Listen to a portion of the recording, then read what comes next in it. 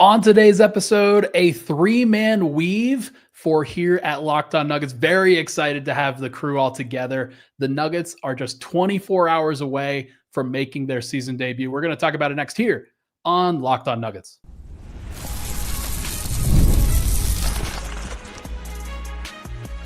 You are Locked On Nuggets, your daily Denver Nuggets podcast. Part of the Locked On Podcast Network, your team every day. Welcome into Locked On Nuggets, your daily Denver Nuggets podcast, part of the Locked On Network, your team every day.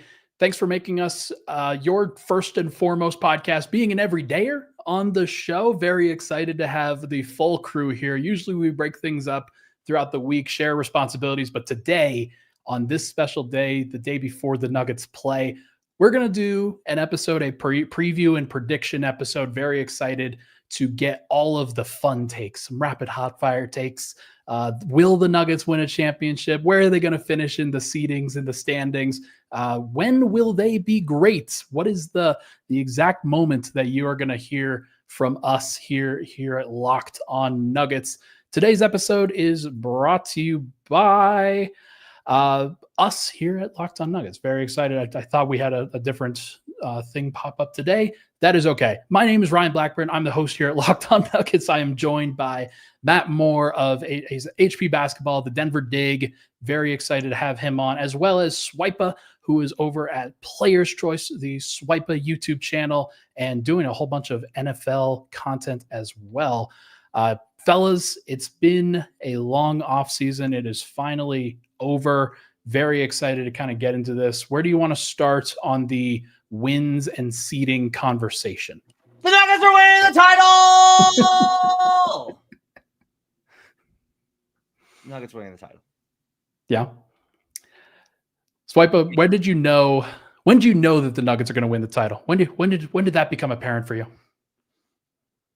No, that's a tough question to answer. I think the moment that it became founded in reality, and not just that off-base homer stuff that we accused Matt Moore of for the Memphis Grizzlies and the Kansas City Chiefs. I think for me, it's Cam Johnson, Jonas Valanciunas, Tim Hardaway Jr. And Matt, is it fair to say maybe it was just the GM speaking publicly and saying one thing that, hey, we're just going to make some marginal moves, and then what, Matt, 2 days later? 3 days later?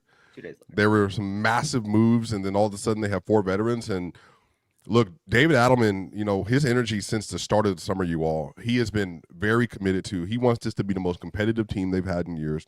He wants people that are not certified starters. Everyone's competing for a spot. And I think it was the reintroduction of this fresh new blood into the building that says that we expect to do the best we can every day. We're giving ourselves as many options as possible. And I actually think, Matt, it's almost like there was a bad taste left in their mouth from last year. And maybe not in a vitriolic way, like spewing negativity, but I think there's something to them that the last game they played, Aaron Gordon's hurt, Porter's hurt, Jokic is hounded, only has 3 points in the second half. I think something clicked in them from Michael Malone and Calvin Booth's dismissal to losing in the second round despite going to Game 7 to the frustrations of all last year. It felt like they have a renewed sense of purpose because they know how short the window is to win another title, but also the stakes are here. And we feel like we have, as Christian Brown said, we have everything we need to be as good as we want to be. The stakes are here. So much like Arby's, they have the meats. I think for me, if we look back at the quote from me from preseason was Aaron Gordon said they felt like a basketball team again. And it was just very evident. And I think sometimes you have conflicts that are deeply personal. The phrase would be, I don't F with that dude, is how they would put it a lot of times around the league.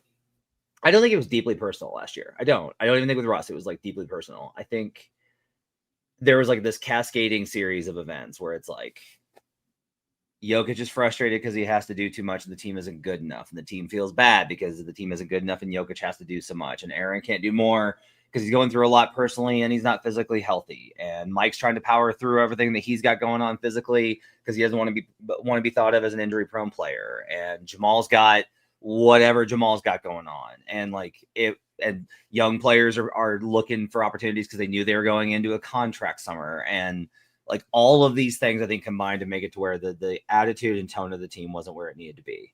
But every indication from preseason has been that. So for me, like, it wasn't off season. It wasn't the moves. It wasn't, oh, they got Jonas Valanciunas. Oh, they got Cam Johnson. Like, it wasn't those, because you can put the guys together and it not work. For right now, the reason that I have picked the Nuggets to win the title is based off of the fact that they have the best player in the world and they have a team around him that he seems to feel confident in. And when you do that, you're going to be very well positioned. And as much as I think that the Oklahoma City series was complicated in terms of like how it looks on the surface of like they took them to 7 versus how it actually played out, there is that part of me that's like, look, with that group, they pushed them to 7. So clearly, OKC is not invincible. And if OKC is not invincible, who do you want? And I want Nikola Jokic, and I want the Denver Nuggets. Adelman said all the right things. I think it's going to be a great year. Ryan, we have talked about this. What's your preseason win or regular season win and seeding prediction for the Nuggets? I wrote about it and declared it on Mile High Sports as well. I think they will win no less, no more than 58 games. 58 games is the number. It's going to feel like at times there'll be a little bit of a lull in the middle of the season. I was just talking about this with somebody offline. Like, I think they have to get off to a great start if that is going to be a number that they achieve. If they want to be a team that sets a franchise record in wins, if they want to be known as the best team in Nuggets franchise history, which they have an opportunity to do so, then they have to get off to a great start. The first 28 games, 2 months of the season or so, are relatively easy compared to the middle 2 months of the season, which are relatively horrible and horribly difficult.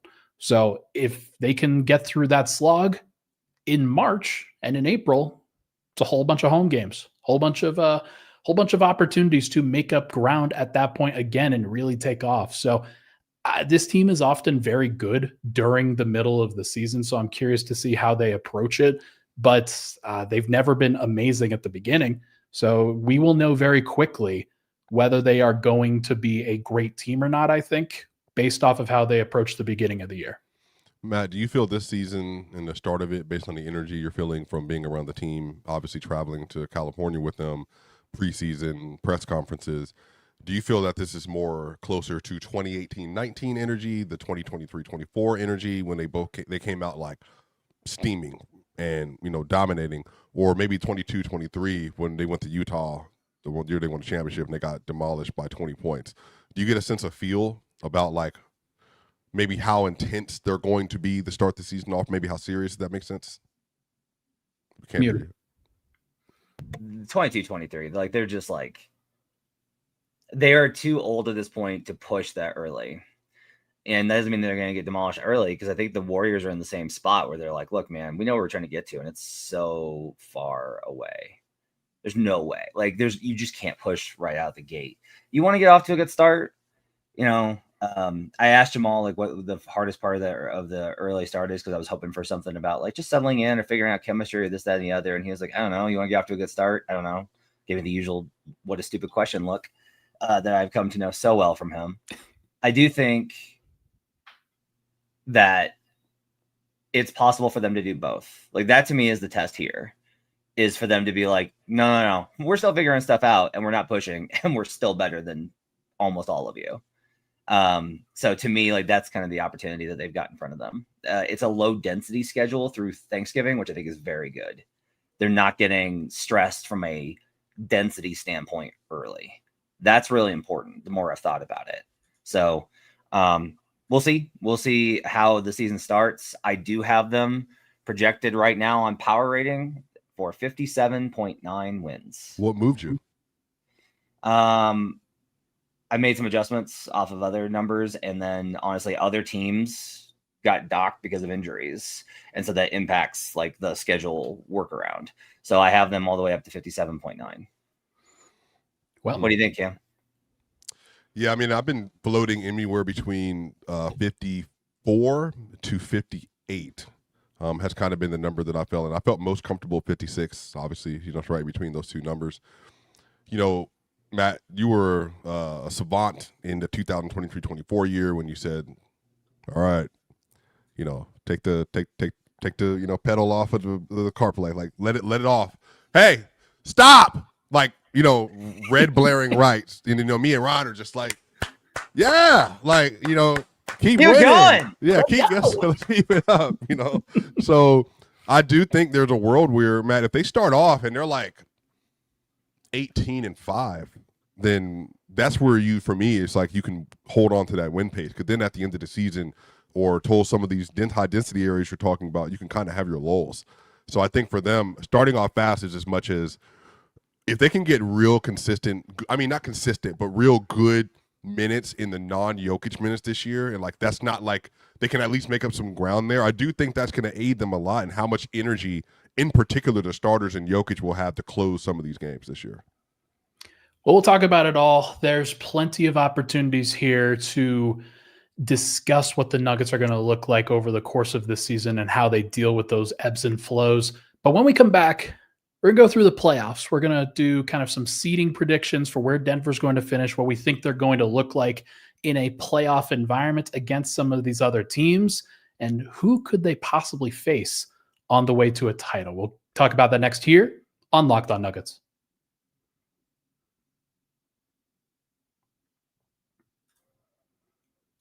All right, folks. If you're still overpaying for wireless, it's time to say yes to saying no. At Mint Mobile, their favorite word is no. No contacts, no monthly bills, no overages, no hidden fees, no BS. I said yes to making the switch and getting premium wireless for just $15 a month. Mint makes it simple. All plans come with high-speed data and unlimited talk and text delivered to the nation's largest 5G network. You can even bring your own phone and keep your same number and contacts. The setup is just super easy. You keep your old number and then you're just running in minutes. Ready to say yes to saying no? Make the switch at mintmobile.com/lockedonnba. That's mintmobile.com/lockedonnba. Upfront payment of $45 required, equivalent to $15 per month. Limited time new customer offer for first 3 months only. Speeds may slow above 35 gigabytes on unlimited plan. Taxes and fees extra. See Mint Mobile for details. We are also brought to you by Rougit. Let's be real. Making excuses doesn't solve anything. You've all heard it here before. It's just stress. I'm tired. It happens to everyone sometimes. But when it comes to performance, sometimes your body just needs a little extra support. And that's where Rougit comes in. Rougit.com offers fast-acting, doctor-prescribed treatments for ED designed to help you stop making excuses and start making moves. Rougit makes it to get started, you just connect with a board-certified doctor 100% online. No awkward waiting rooms, no in-person appointments. It's prescribed. Your treatment ships discreetly straight to your door.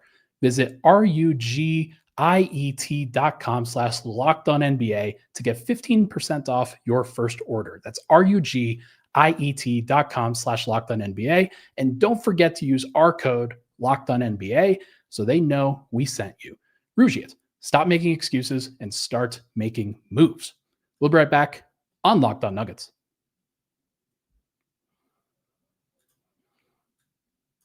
All right, we are back. Locked On Nuggets. Thank you so much for being an everydayer. Really appreciate the love and support on the podcast, folks. Hit that like button, hit that subscribe button. Would really, really appreciate it. Let's get into playoff seeding, talks of where the Nuggets will finish in the West and who they could potentially have to go through in order to navigate this playoff upcoming year.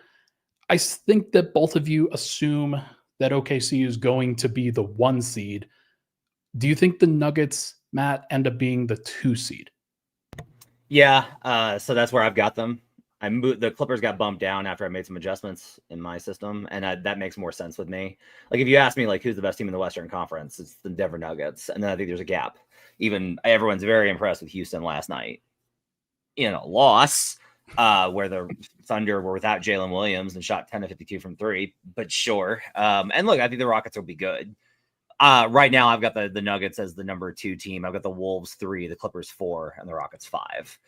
Now, I will say, if I do schedule adjusted, so if I actually go through the schedule and adjust for back-to-back, second night of a back-to-back, 3rd and 4 rest spots, I love this number, and this will make Snow Wolf in our comments very happy.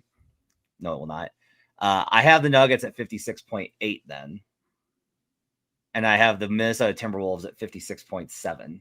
I have the Nuggets 0.1 ahead of the Wolves for home court in the second round, which would be fun. But based off of just power rating, I do have them as number 2 team in the West by a couple wins. Swipe, but where do you think, where do you have the Nuggets? And do you think the Timberwolves kind of underrated nationally? No, my seeding have been Thunder, Nuggets. I have the Clippers, and then I have the Wolves. And then right after that, it gets a little tedious, but that's where I have the Houston Rockets, and then I have the Golden State Warriors, LA Lakers, and then the Dallas Mavericks. The Clippers one is interesting for me, Matt, because I have been debating them a lot. On paper, and if you look at the last stretch of games for them last year, first off, they're better this year. I think we can, say that. They were, for the last 30-plus games of the year that Kawhi Leonard played, they had the number 2 net rating in the NBA. The Wolves weren't far behind, by the way. They were top 5 offense and defense per dunks and threes from January to April. I think the Clippers are a good bit better than I think the national spotlight is giving them credit for. I think the Brook Lopez addition means a lot. Chris Paul, if people weren't aware of Chris Paul, when he played on the floor last year with him and Wemby, they were a very good basketball team. He is still one of the best floor raisers at the point guard position in the sport. If Chris Paul plays 80 games this year again, and if you get Zubac to play 80 games or 75 games again, and you get James Harden, who doesn't miss games, who plays 80-plus games again, they're going to be a tough out every single night. Matt, I would not be shocked if the Clippers ended up as the 2 seed this year, just on the basis of, even without Kawhi, you cannot take breaks against that team. And when they have Kawhi, which 2 years ago, audience, if you didn't know, he played 68 games. I had him as second-team All-NBA. If we get a repeat of that version of Kawhi, and Zubac continues to be a third-team All-NBA level player he is right now, and James Harden continues to be the third-team All-NBA player he is right now, plus the added depth, that's a regular season juggernaut. I think there are 4 teams that are all clear of 51-ish games next year, depending on health. Wolves, Clippers, Nuggets, Thunder. I have the Lakers at 7, so I think the Lakers are probably going to be the Nuggets' first-round opponent at that point. If that is the case, they'll obviously have to navigate the play-in, but I would expect them to beat whoever is in the 8th spot, and LeBron will probably be healthy, maybe, by that point. And then Denver, of course, gets to face the LA Lakers in the first round. And if they win that one, then they play the winner of the 3-6 game, which would be, for me, either the Clippers or the it's the Clippers or the Warriors, I think I had. But either way, like, second round opponent will be difficult, despite the fact that Denver would be avoiding the Thunder in the second round, unlike this past year. There's no easy pathway in the West, and it probably gets pretty difficult, even if they have like even in the first round, if they have to face the Lakers, man. I mean, yeah, look, the West is tough. I still kind of struggle with how tough it is, because I am kind of like up and down. I can kind of nitpick a lot of these teams and talk about their various weaknesses. Like OKC is the only complete team, and OKC's offense I have some concerns about. Yeah, their shooting is going to be a problem again, I think, Matt. Do what? I think their shooting can be a problem again. Yeah, that's one of my concerns. I've got the Nuggets versus the Grizzlies in the 7th spot, and I've got the Wolves taking on the Warriors in the 3-6. How many games did the Grizzlies win this year in your projections? Right now, 44. That's injury adjusted, so they get everybody back. Right ahead of the Kings or Mavericks? Yeah, right ahead of the Lakers. Lakers. Okay. Actually, dropping the Lakers, huh? Yeah, I've downgraded the Lakers quite a bit based off of some other factors. So yeah, I've got the Nuggets at the 2 seed. And so something important about this, Ryan, is the seeding more important, or is the most important thing getting out of the Thunder bracket and making sure the Thunder have to go through everybody else? And I will ask you this question. Would you, and this is a good one for Swipe It too, Yeah. Would you rather have the Thunder in your bracket or the Wolves? You got to pick one. Who would you rather have in the bracket? One of my bold predictions was going to be that if the Nuggets face the Wolves and the Thunder, the Wolves will be their toughest playoff matchup. Okay. So I guess I'd rather see the Thunder, but I don't really feel awesome about that. It's like, oh wow, would you rather have your left arm or your right arm cut off? No, I think it'd be pretty tough. So, either one of those is pain for me. Swipa, I gotta get you on this. Well, you know how I felt about the Thunder last year. Obviously, they're very good. The Wolves have a unique challenge because they have 8 players that can all shoot and that can all play multiple positions, and that obviously gives the Nuggets some issues. But man, I'm just not as. I'd rather be on the Wolves side because we had an argument last year about the Thunder and the flukiness, right, of that series.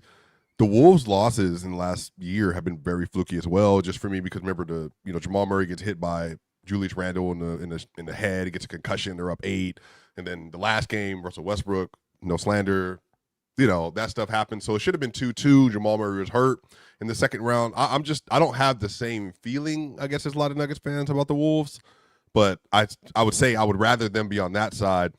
Because for me, Matt, which I agree with that, Johnny, if the Thunder can go through a series where they got to play versus the Mavericks, which is like Kyrie finally back with Anthony Davis and them, and then they got to play versus the Clippers, and then they got to deal with Denver. That for me is like, get through whoever, the Lakers or Memphis, whoever in the first round, and then you play versus the Wolves or Warriors at that point, because I think the Warriors are really good. And then you got to play versus the Thunder. That would be like an ideal run, I think, for me. Do some bold takes, Ryan. Let's do bold takes on the other side. We'll be right back on this episode of Locked On Nuggets. All right, folks. Let's talk about Skims. When I found out Skims was making underwear for men, I was seriously intrigued. I've heard so much about their quality from friends and family, and I had to give it a try. And let me tell you, it does live up to the hype. I've always had issues with underwear, fit, comfort, just finding the right kind of style for me. Skims changed all of that. Their men's line offers something for everyone, from boxer briefs to classic briefs, all designed from the perfect balance of comfort and style. I tried Skims, the boxer brief specifically. I'm hooked. These are the perfect for my lifestyle. They move with me, never lose their shape, and stay in a comfortable place all day, whether I'm working, just running errands. They're the most comfortable, reliable underwear that I've ever owned. Plus, the lightweight material feels amazing, almost like you are wearing nothing at all. Shop Skims Men's at skims.com. Let them know that we sent you. After you place your order, select podcast in the survey and select our show in the drop-down menu that follows. Skims, very excited to have them on our show. We'll be right back here on Locked On Nuggets. All right, final segment, Locked On Nuggets. Thank you so much for tuning into the show, folks. Let's get off some bold takes. I'm very excited for this upcoming season. There are so many different things that can happen that I think are going to be a little bit wild for this upcoming season. Is there anything Nuggets specific that comes up, or would you rather focus around the NBA? Oh, I want Nuggets stuff. Okay. It's a Nuggets show. My first bold prediction is that despite the fact that Peyton Watson did not get a contract, he will play the 6th most amount of minutes on the Nuggets. That's a very Ryan-ass take. That's what that is. It's just, but in a minute, my bold take is he will play. Is this person will I have an allotted amount of minutes in my chart that I've set aside. Yeah, for Peyton he's Watson. on my. He will take a larger amount in my chart than I had previously thought that he. The chart that I put together last night, mind you, with colors and has different graphs and everything. I will be forced to increase the boldness of the color. It has a sliding scale based on who's available. Guys, it's been a for long that ass game. day. Let's go. Peyton Watson will play himself out of Denver this season in a good way. He will be so good. The Nuggets will be forced to either trade him at the deadline or in the summer in a restricted free agency sign and trade, because the team will want to make him a big part of their team. That's how much I have confidence in how Peyton looks going into the season. I wonder what that asset haul would look like. What does a wing that's 6'8" that's like a 14 or, well, in this situation, a 12, 4 and 2 player look like? Harrison Barnes, baby. No, something like that. Defense, it's gonna have to be like a veteran. It's gonna have to be, but it could be like a veteran, and depending on how much they like him, pick swap maybe, like another asset to add to be able to give them some more flexibility going forward, which would be good. So that I can see happening.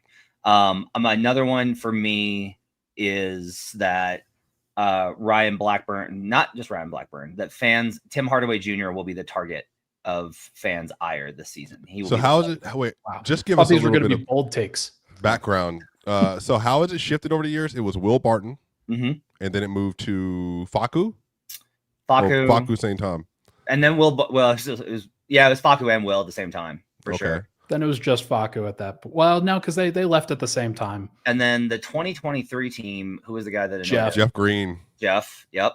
And then it was Reggie Jackson. And then Reggie Jackson. And then for Ryan, it was Russ. Yeah. And then for most people, it was Russ. So it's going to be Tim Hardaway Jr. this year, just because he's so inconsistent. And when he's bad defensively, he's really bad defensively.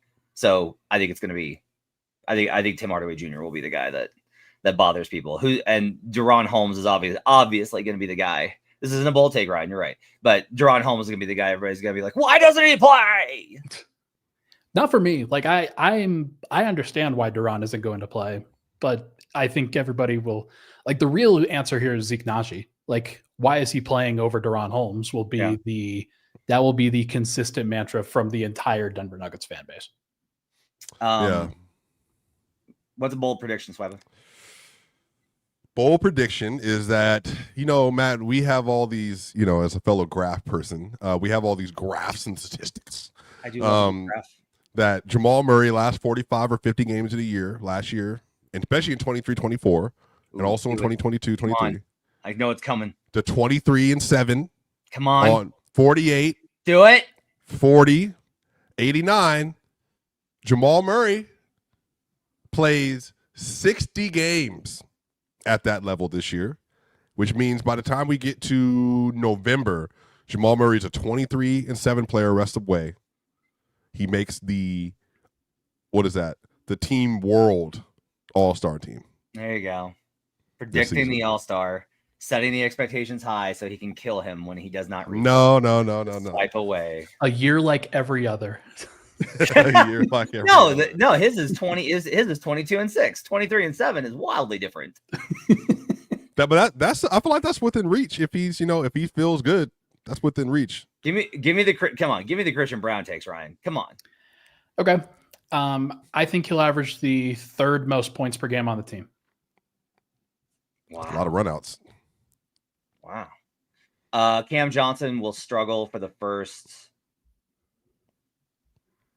45 days of the season, and there will be loud comments both here and over at DNVR about it. I don't know how Ryan will react yet to those situations. They're going to go 20-8. I don't care. But I will continue to say, be patient. David Allen talked about this yesterday. He was like, he's like, I just wouldn't be surprised if it takes Cam a little while to settle in. System. Yeah. I think a lot of it's like, he's going to know where to be. He just might miss the shots because shooting in the NBA is all about comfort. Dante DiVincenzo had a bad shooting year last year because he was getting used to being there.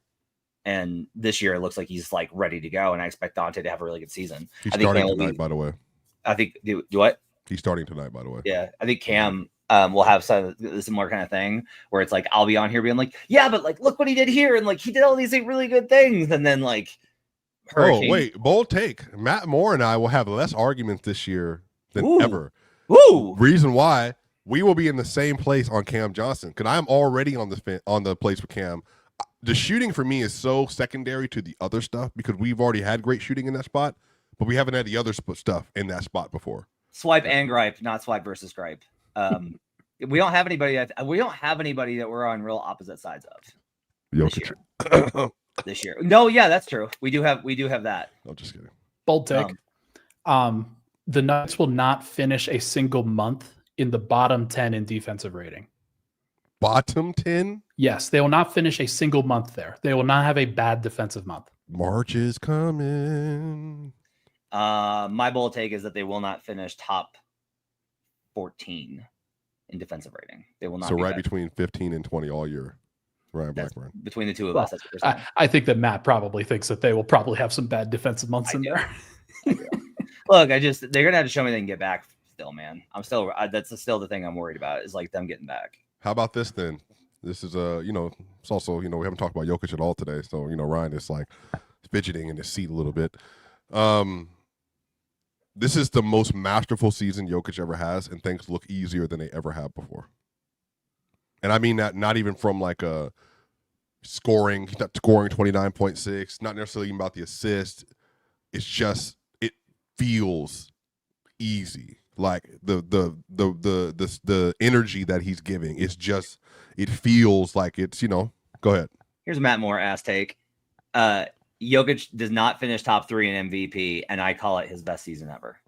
Oh, I just think that. Well, but the thing is, but the way the NBA has worked though, Matt, like if they're finishing top 2 in the seeding, and then Jokic is probably on court like a plus 14 or whatever at that point. Because like it's all about the production now, because you're gonna have like Shea, right? If Shea plays 65 games, he's top 3. There's no way he's not. There's like, I cannot find a scenario where he will not be. Even if he shoots poorly, he'll have the ball enough and draw enough free throws to get to 30. Sure. Yeah. 32, 33. Yeah. Luka's going to put up the numbers. They're not going to win enough. So that's like the question, right? Is like if the Lakers win 45 games instead of 50, does he get in that top 3 thing if his numbers are bonkers? If it's like 40, 10, 10. If he's averaging a 40-point triple-double or some shit. Yeah, of course. Sorry, I mean, 30 plus triple-double. Right, which Jokic did last year, but like he would probably slot into that spot as well. And then like I think there would probably be somebody who crashes the party: Cade Cunningham, Giannis, Alperen Şengün, Wemby. No. I think Giannis is the one that's a sleeper, Brody. Because I don't even have them like. I think they could miss. They could be in the plan. Like I can't stand their roster, Matt. Maybe you have a different opinion on like KPJ and like Kyle Kuzma. I like him. I like him a lot. Right. I think that if Giannis has like another 32, 12 and 6 year, which he did the last 2 years, and they win 47 games. I mean, that's going to be tough to keep Giannis like out of the top 3. But then the thing with Jokic still, Matt, is like his numbers are going to be so astronomical from a pure. Cause if the numbers are down, Matt, the scoring's down. I'm imagining his efficiency is going to be close to like 69, 70.